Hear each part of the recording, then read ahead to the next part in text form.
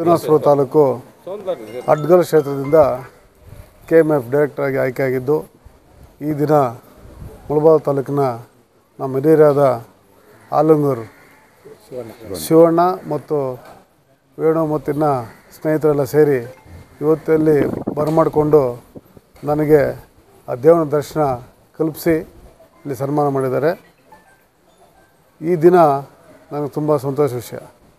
ಯಾಕಂದರೆ ಹಾಲಿನ ಡೈರೆಕ್ಟ್ ಆದಮೇಲೆ ಫಸ್ಟು ಇಲ್ಲಿ ದೇವರ ದರ್ಶನ ಮಾಡಿಕೊಂಡು ಅಣ್ಣವ್ರು ಶಿವಣ್ಣವ್ರು ಕೆಲವು ಸಲಹೆಗಳನ್ನು ನೀಡಿದ್ದಾರೆ ರೈತರ ಪರವಾಗಿ. ಆ ರೈತರ ಪರವಾಗಿ ನಾನು ಧ್ವನಿ ಎತ್ತಿ ರೈತರ ಪರವಾಗಿ ದುಡಿತೀನಿ. ಯಾಕಂದರೆ ಒಬ್ಬ ರೈತ ಹಾಲಾಗಬೇಕಾದ್ರೆ ಬೆಳಗ್ಗೆ ಎದ್ದ ತಕ್ಷಣ ನಾವು ಬ್ರಷ್ ಮಾಡಿಕೊಂಡು ರೆಡಿಯಾಗಿ ಹೋಗ್ತೀವಿ. ಆದರೆ ಅವ್ರು ಏನು ಬಾಯಿ ತೊಳಿದೇನೋ ಹೋಗಿ ಹುಲ್ಲು ಹೊರ್ಕೊಂಡು ಬಂದು ಹಾಕಿ ಹಾಲು ಕರೆದು ಡೈರಿಗೆ ಹಾಕಿ ಅದರಲ್ಲಿ ಜೀವನ ಮಾಡೋ ಜಾಸ್ತಿ ಜನ ಅವಲಂಬಿತ ರೈತರಿದ್ದಾರೆ. ಅವ್ರ ಹಣ 1 ರೂಪಾಯಿನೂ ಬೇರೆ ರೀತಿ ವ್ಯರ್ಥ ಆಗದೆ ಅದನ್ನು ಸರಿಯಾದ ರೀತಿಯಲ್ಲಿ ಅದನ್ನು ಉಪಯೋಗಿಸ್ತಾ, ಅದೇ ರೀತಿ ಈಗ ಹಾಲನ್ನು ಡೈರಿಗೆ ಯಾರು ಹಾಕ್ತಾರೆ ರೈತರು ಅವ್ರಿಗೆ ಫೀಡು ಮತ್ತು ಬೂಸ ತುಂಬ ರೇಟ್ ಆಗಿದೆ.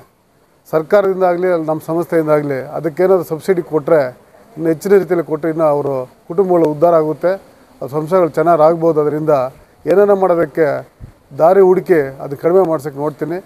ಅದರಿಂದ ರೈತರಿಗೆ ಉಪಯೋಗ ಆಗುತ್ತೆ. ಇನ್ನು ಮಕ್ಕಳಿಗೆ ವಿದ್ಯಾಭ್ಯಾಸಕ್ಕೆ ಒಂದು ಹಾಸ್ಟೆಲ್ ಮಾಡಿದ್ದೀವಿ.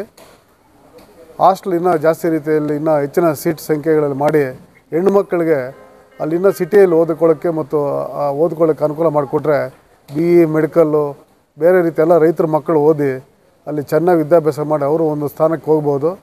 ಅದರಿಂದ ರೈತರು ಹಾಲು ಹಾಕೋದ್ರಲ್ಲೇ ಅವರೂ ಜೀವನ ಕೊಂಡ್ಕೊಳ್ಳೋಕ್ಕೆ ಒಂದು ದಾರಿ ಇದೆ. ಅದನ್ನು ಸರಿಯಾದ ಮಾರ್ಗ ತೋರಿಸಿ ಅದನ್ನು ಮುಂದುವರಿಸ್ತೀವಿ ಅಂತ ಹೇಳ್ತಾ ಇಲ್ಲಿ ಕರೆಸಿ ನಮ್ಮ ಮುಳಬಾಗಿಲ ಸ್ನೇಹಿತರೆಲ್ಲೂ ಸನ್ಮಾನ ಮಾಡೋದಕ್ಕೆ ಎಲ್ರಿಗೂ ಚಿರಋಣಿ ಆಗಿರ್ತೀನಿ.